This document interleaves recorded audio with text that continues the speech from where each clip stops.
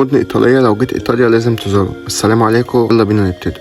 أول مدينة وهي طبعا روما العاصمة اللي بنسميها مدينة التاريخ. صراحة روما مش بس مدينة، دي متحف مفتوح. أول ما تمشي في شوارعها كده بتحس إنك في فيلم قديم. الكولوسيو، الفونتانا دي تريفي، والفاتيكان.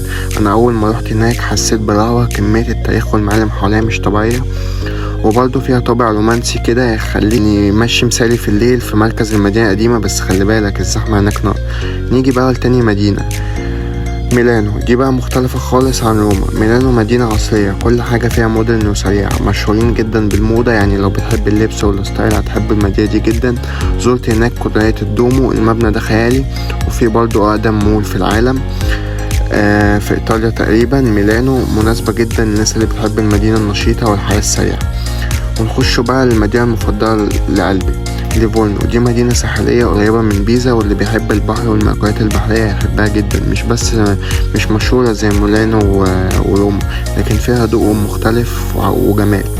انا رحت هناك في الصيف والجو كان حلو قوي والناس ودودين. المدينة دي بتجمع بين الحياة البسيطة والمناظر الطبيعية. لو عايز تهرب شوية من صخب المدينة الكبيرة، ليفورنو هتكون اختيارك الأول. كل مدينة ليها شخصيتها المختلفة وتجربتها المميزة، وانا المدينة اللي فضلتها وكل صيف لازم بزورها هي مدينة ليفورنو المفضلة لقلبي.